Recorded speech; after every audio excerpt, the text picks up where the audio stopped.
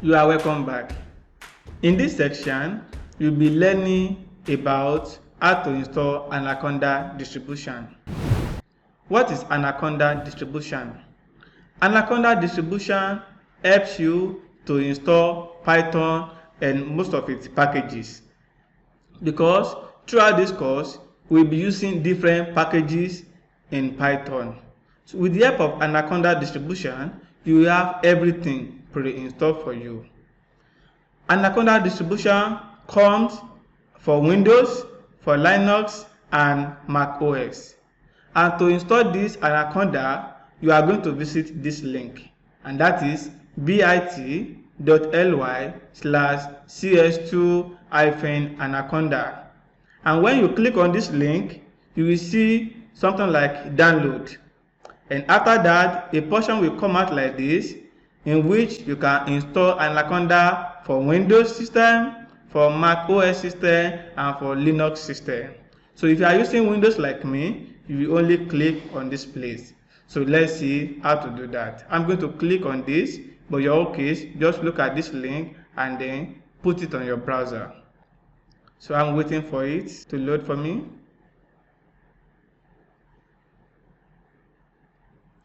As you can see, I'm now in that page. So if I scroll down, I will see download.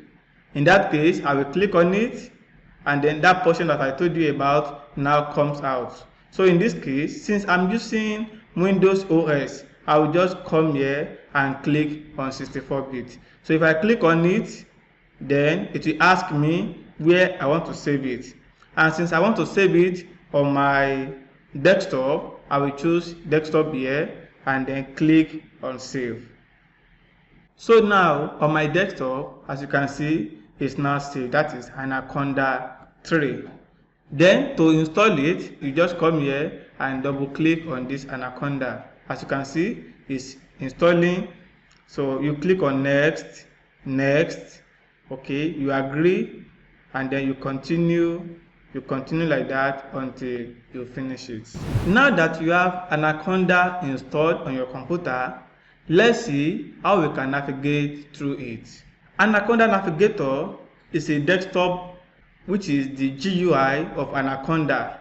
So it helps you to launch any application in Anaconda without using terminal. So it is like this. As you can see, we have different applications on this Anaconda Navigator. For example, in this course, we'll be using Jupyter Lab. As you can see now, we have Jupyter Lab here, and if I want to launch it, I'll just click on launch. And some other teachers may also be using Jupyter Notebook.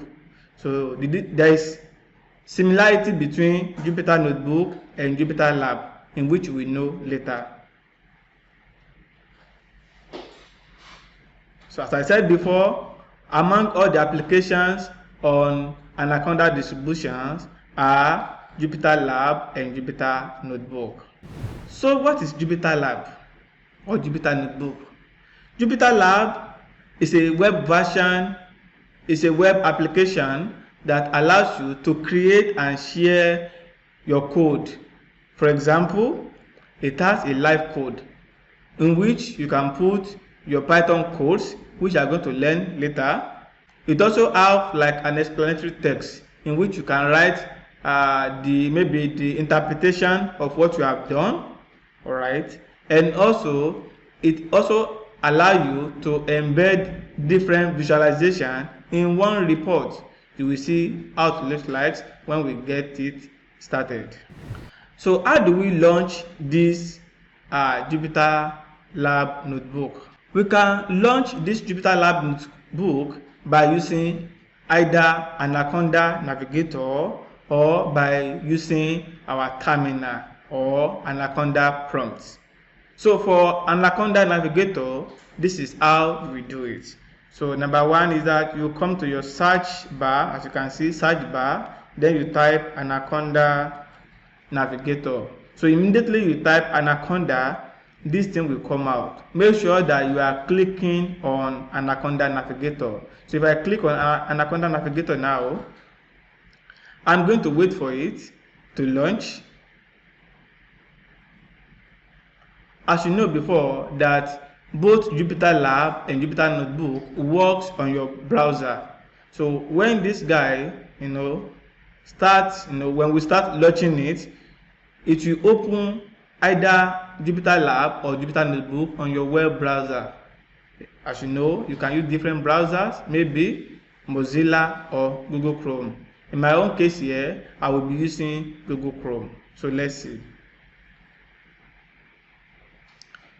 Now that Anaconda Navigator is now ready, so as you can see, I have Jupyter Lab and Jupyter Notebook and many other applications that Anaconda has to offer us. So in case now, I will be clicking on launch, so which will launch this Jupyter Lab on my browser. My browser will get open now. So as you can see, this is my browser. And now we have Anaconda, we have Jupyter Lab on our computer. So this is Jupyter Lab, and these are the different Jupyter Lab interface. I will teach you more about that one later. So what of if we don't want to use Anaconda Navigator? Which other way can we use?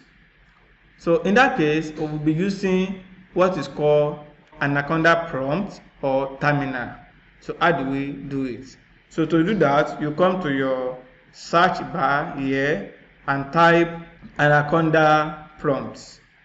So as you can see, this is my Anaconda Prompt. So when I click on it now, my terminal will come out. So which is this, and then I want to launch Jupyter Notebook. How do I do that? I will just type Jupyter. That is Jupyter. Then you can just put a space and type lab. So when I click enter now, it's going to load for me and then open my browser. Now I have the same thing that I have with Anaconda Navigator. As you can see now, it looks like the same thing, and that is how to do that. Since we now know how to install Anaconda distribution, and we also know how to launch either Jupyter Lab or Jupyter Notebook through Anaconda Navigator and through terminal. You are welcome back. In this section, you will learn how to navigate through Jupyter Lab Notebook. As you know, Jupyter Lab Notebook is a web application that allows you to create and share Python documents that contains Python code, some explanatory text, and data visualization. So let's see how we can launch Jupyter Notebook. If you remember in the previous section, I showed you how to navigate through Anaconda Navigator. And so to launch this Jupyter Notebook, remember you have two ways. The first one is through Anaconda Navigator, and the second option is through terminal. But I will prefer to use terminal. Why? Because it's so fast to me. So please come along with me. On your search bar, okay, remember you will type Anaconda Prompt. So this is Anaconda Prompt. Then you click on it, and your terminal will come out like this. And when it finishes loading, then you type Jupyter Lab. For example, let's say you make a mistake by writing this. As you can see, nothing prompt up. So if you have something like this, try to read out your error message and then rewrite it. So in that case, I'm going to rewrite it like Jupyter Lab because that is the right syntax or code to launch our Jupyter Lab through the terminal. So once I click enter button on my keyboard, I'm going to wait and you see the Jupyter Lab being launched for me. So I'm still waiting for it to launch. At some time, if I wait for too long, I can actually press enter. As you can see now, I think it's now working for me. So you see, it's still loading. It's loading, and now I have it. So this is Jupyter Lab. So one thing about Jupyter Lab is that it has a notebook. This is a notebook. It also have a console. This is a console. It has terminal, text file, markdown, and help.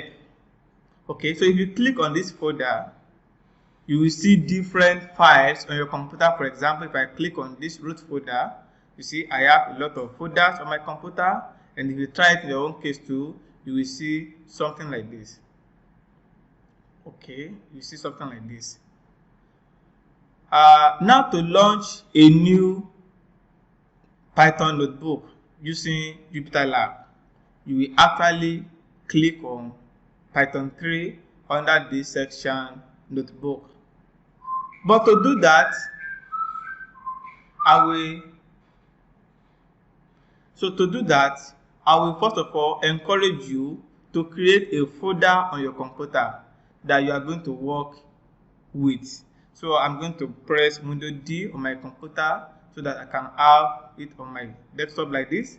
And then I'm going to right click and then I create a new folder. Let's say I type Python codes, for example. This is my folder. Now, if I launch my Jupyter notebook again by coming to my browser, okay, then from this side here, don't forget, I click on folder. Alright, there I'm going to select my desktop in order to select the folder that I created, which is Python codes. So when I click this, you see that nothing is there because my folder is empty. We can actually check it by coming to my folder here. As you can see, nothing is there, which is fine for now. Alright, and then to now create a new notebook, after I have selected my folder, then I can now click on this. As you can see now, I now have an untitled Python Jupyter Lab notebook. Alright, so you see something is prompting here, and this place is called a cell. This is where you can actually type your Python code. So as you can see in this side here, okay, is showing code. Now I can just say, for example, 2 plus 2. What is the answer? 4. So to run this, I can press on this. If you click on this run button, it will give me the result as 4. And also I have a shortcut to actually run the cell. So I can just say 3 minus 6. And now to run this code without coming to this place here, I can press Shift and Enter button. You know that 3 minus 6 is -3 or -3. Alright. So sometimes you may want to create a new cell. Although if you click on Shift and Enter button, it will automatically create a new cell for you. But should you want to create a new cell, you can actually click on this plus sign here. As you can see, this plus sign is saying insert a cell below. And when I click here, so a new cell appears. If I click it again, another cell appears. If I click it again, another cell appears, and so on.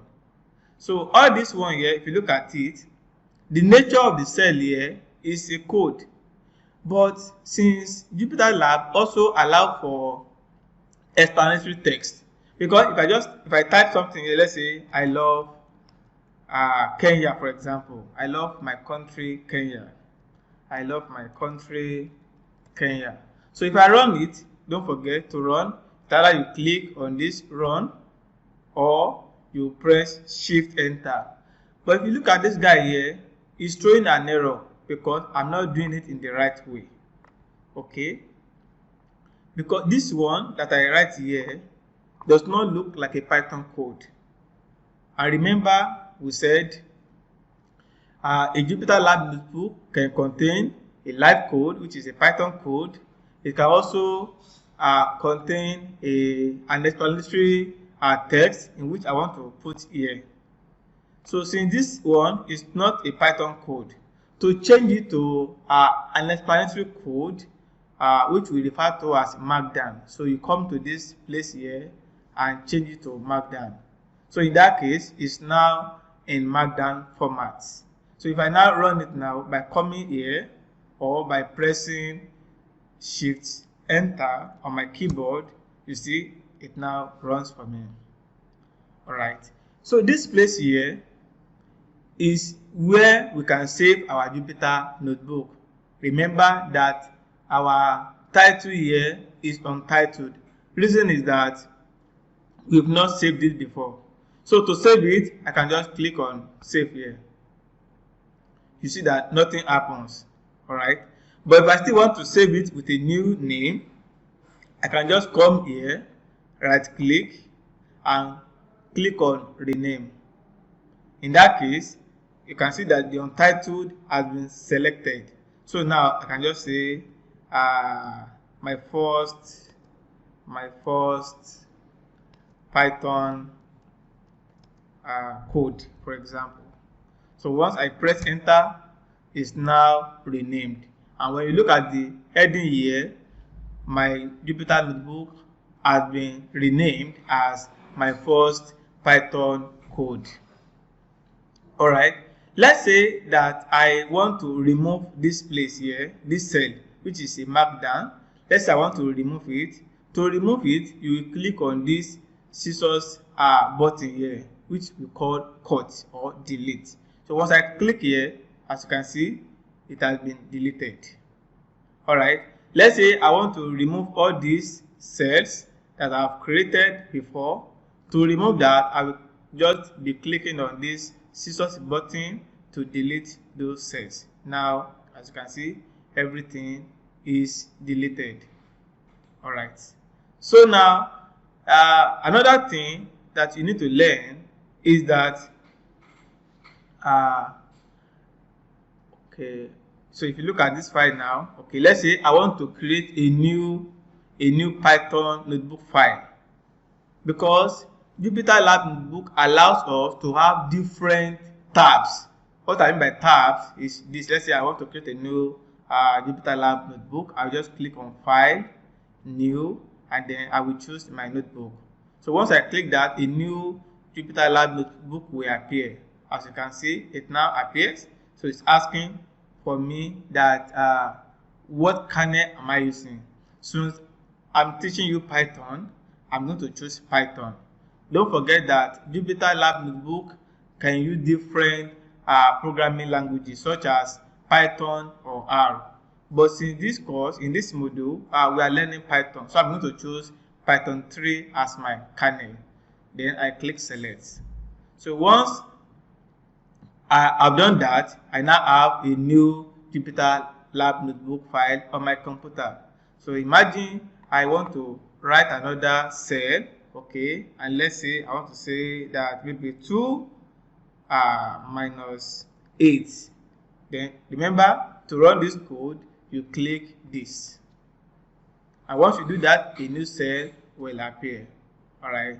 If I want to write another thing here, I'm free to do that. Let's say in this case, I just want to write that I love my country, Somalia. So if I do that, I love my country, Somalia. Now, remember, this is not a Python code. So I can now change it to markdown. So in that case, I can run it now. So it now looks like a pure text for me. It's like a pure text now. Alright. So there are other things we can do with this. So let's say after I have launched all this, okay, I want to close my Jupyter Lab notebook.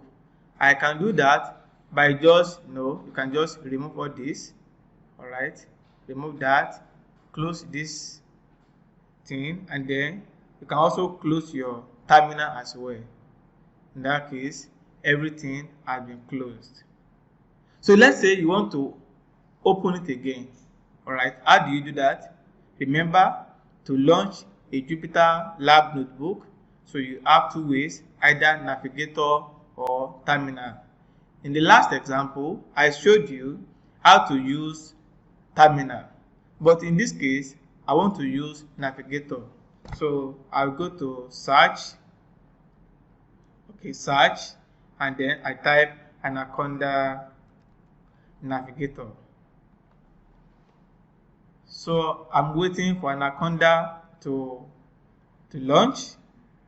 Okay, so after launching, you see I will have different applications, out of which I want to choose Jupyter Lab notebook. So I'm still waiting for it to launch for me. I'm still waiting. Now, if I ask to compare how to launch Jupyter Lab notebook by using terminal or use Anaconda Navigator, which one will you choose? As you can see, this one is taking more time for us to load. But in the case of terminal, within you closing your eyes and opening it, it has been opened. Let's see if it's open now. Now it's opened. So then I can now launch my Jupyter Lab. So I'm still waiting for it to launch. Okay. Now if you look at it now, it's still loading. Alright. So as you can see, everything is fine. So imagine, let's say I just come here to the root folder. Now I want to open my first Python code that I saved before. But in this case, as you can see everything here, I can't see it. But I know the path at which I saved it before. So to do that, so you are going to click on desktop, because that is the place I save my folder. Then in my desktop, I look for my folder. This is it, Python codes, and then now I have all my Jupyter Lab notebooks. So in this case, I have this Python code, as you can see, Python code, and then the untitled one that I have not saved. And if I want to save this one now, it's either you come here and click rename, or you come here and click rename notebook. It's still the same thing. So let's say my second code. Okay, my second code. Then I renamed it. One other thing about Jupyter Lab notebook is that it has an extension. And the extension of Jupyter Lab notebook is this, .ipynb. So in the next class, if I ask you, what is the extension of Jupyter Notebook? You will tell me is .ipynb. It is important that you know that there is no other application that can open these Jupyter Lab notebooks, this one and this one, except you use Jupyter Lab or notebook itself. As you can see, this is an application under Anaconda Navigator. So only these two applications can open Jupyter Lab notebooks. Okay, great. This portion here is telling you that this notebook is using Python 3 as kernel. Python 3 as kernel. And if you look at this place, okay, it's telling you the status of your Jupyter notebook. In this case, it's telling you that your kernel is idle, which means that nothing is running. Okay, great. So here are the menus in Jupyter Lab notebook. You have files, as you can see, new, launch, rename, download. You can actually download this Jupyter notebook by coming here and click download. Okay. If in the edit menu, as you can see, you can undo, you can redo, you can undo cell operation. So what this one is saying is that, let's say that I want to delete this one, this cell here. Remember, this cell is a markdown cell. What is markdown? Markdown is like a pure text, okay, on your Jupyter Lab notebook. So if you want to have a text that is not a Python code related, you have to change your cell, okay, to markdown. before it can run. Otherwise, it will throw an error for you. Okay. There are other things you can learn in Markdown. For example, you can create a bulleted list or an unordered list. For example, let's say I create a new cell by coming here, create a new cell, and I just type these are the countries I will like to visit in the nearest future. Okay, so don't forget this is still a code. I have to change it to Markdown because this is not a Python code. Alright, so to create a bulleted list or an ordered list, you can just use an hyphen. Alright, let's say those countries are America, okay, Nigeria. I've heard about Nigeria. I would like to visit that country one day. And let's say which other country? Let's say Rwanda. You still want to go to Rwanda again. Okay, so if you run it by pressing Shift and Enter, you will see that it shows so fine like an MS Word. So you can actually utilize Markdown to do that. And let's say that you want to change this and another list to other list. Okay, to do that, this is how you do it. All right, it's actually the same thing. So to edit a cell, you just double click on that cell and it will work for you. So now if you run this, okay, and you click here, so because this is an ordered list, okay, you just put those numbers there. So for example, I can just say 1, I can say 2, I can say 3. There you run it. Remember, it's giving me an error code because this is a normal text and not a code. So I'm going to change this one into a Markdown. So I click Markdown and I run it. Now I have all my my order list, in a good way. Okay. Sometimes you may want to play with all this. So this one, is like you running the cell one by one. Don't forget that the shortcut for running a cell is by using Shift and Enter keys on your keyboard. This one is run selected cells and insert below. So you can be playing with all this and know what they actually mean. And here is a kernel. Let's say you want to stop a kernel from working, you can just click interrupt kernel. This is tab. In this place, you see you can activate a new next tab. So if I click here now, so you see it comes to this launcher for me. If I click here again, activate next tab, it shifts to another notebook. If I come here, but this is actually wasting of time. I can actually click on those notebook and it will still work. Sometimes you may want to change the themes of your Jupyter Lab notebook. So in that case, you will click on settings and then you see Jupyter Lab themes and you can change it to dark theme. Now see if this one is good for you. I actually like this because it's good for the site. So if you like this, you can let it be like that and you continue running your Jupyter Lab notebook. Welcome back. In this section, you will be learning how to use Google Colab. What is Google Colab? Google Colab is an alternative to Anaconda distribution. You remember the last class when you install Anaconda distribution. You know that you need to install Anaconda distribution before you can use both Jupyter Lab or Jupyter Notebook. So imagine you want to collaborate with other fellows or other programmers.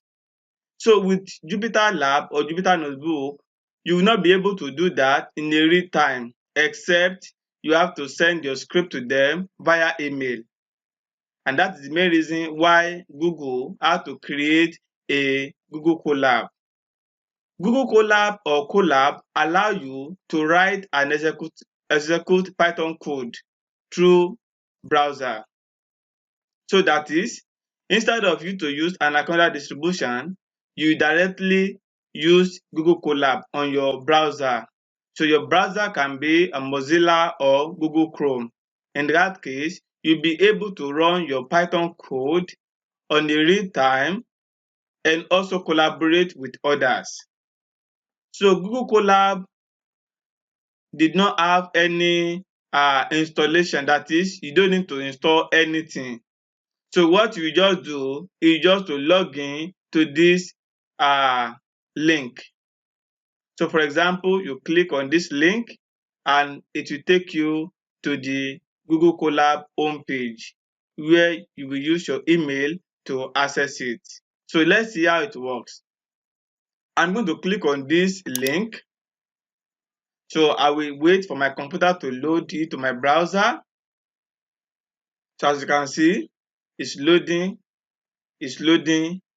and since I already logged in to Google Colab, as you can see my photo here. So if you have not launched it before, what you will just do is that you just have to sign in using your Gmail. Okay, so if you sign in with your Gmail, you have something like this, and from there you can click a new notebook. So a new notebook will launch out. So it looks like your normal Jupyter Lab or Jupyter notebook. As you can see here now, we have a cell. This is a cell, and for example, I can just say 2 plus 3, and then to run it, you click on this run button here. So with the help of your internet speed, okay, it's going to work. Now I'm waiting for it. 2 plus 3 is 5, as you know. Yeah, the answer is 5. Okay, and to create a new cell, you will click on this plus sign here. That is code, to put any Python code there. So I also want to say 4 minus 6. To run this, you will click on this run button. As you know, the answer is -2. So imagine you want to create a markdown cell. Remember when we were doing our Jupyter Lab book, I showed you how to create a markdown cell. So a markdown cell is not a Python cell. That is, markdown cell only work with a plain text. So to do that, I will click on this plus text sign here. So in this case, I now have a markdown. So for example, let's say I am based in Kigali. I'm based in Kigali. So automatically, since we are working with Google Colab, so whatever I'm typing here can be seen here. All right. And once you just click a new cell, so automatically, that cell has been done for you with a markdown. So imagine you want to create a boldface text. For example, let's say I am based in Kigali. Okay, which is a city in Rwanda. All right. Remember, to bold the text in MS Word, you can just highlight it like this and click the bold icon here. So this bold icon automatically will generate a markdown format for a bold text for us. So in that case, if you are doing this in your normal Jupyter Lab notebook, so what we do to create a boldface text is to use double asterisk sign here. So, but with the help of Google Colab, we are able to do this by clicking on this bold icon here. So, which has already bolded the word for us, Rwanda. And other thing we can also do is that so in Google Colab, you will be switching between a Python code cell, a markdown cell. I want to say it again that a markdown is just a pure plain text, while a Python code, will require you to type any Python code in it. So for example here, this is a Python code. How you will identify a Python code from a markdown cell in Google Colab is that a Python code will have this icon to run the cell. For example, let's say I have 2 plus 6. Okay, 2 plus 6. So you can click on this icon to run it, or our normal shortcut in Jupyter Lab, that is, you press Shift and Enter. So automatically it runs the code for you and creates a new cell. And let's say I want to create a markdown cell. I will click on this text sign, and then I can just say I live in Uganda. I live in Uganda. So let's say you want to create an italicized text, so you just highlight it and you click on this. So automatically this Uganda now has been uh, italicized for you. So for Markdown, let's say you are doing this in Jupyter Lab. So to italicize a text, you only put one asterisk. One asterisk at the beginning of the text and one asterisk at the end of the text. And for the bold face, so you will put double asterisk. So double asterisk at the beginning of the text, you want to boldface, and double asterisk on the word you want to, at the end of the word you want to boldface. So that is just how to do that. So as I said before, other features of Google Colab is that you can collaborate with other programmers. For example, let's say I want to send this code to my colleague Gift. Okay, I will just click on share button. You see share here.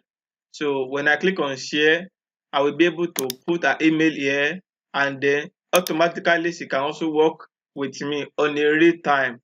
So what I will just do is that I will just, like a brief message of what this code is all about. So I just say, hi friend, please collaborate with me on this project. All right. So once I send this thing to her, she will receive an email on her Gmail saying that, hi Ezekiel, I sent a project that I want her to collaborate with me. So isn't that interesting? So as you can see, also you can also rename your script here. So for example, let's say Google Colab. So this Google Colab is just the title of our script. Before in the Anaconda distribution, where we use Jupyter Lab or Jupyter Notebook, remember we always rename our script, our notebook. So this is the same thing with this. So I hope you understand it now. Thank you, and we have come to the end of this class.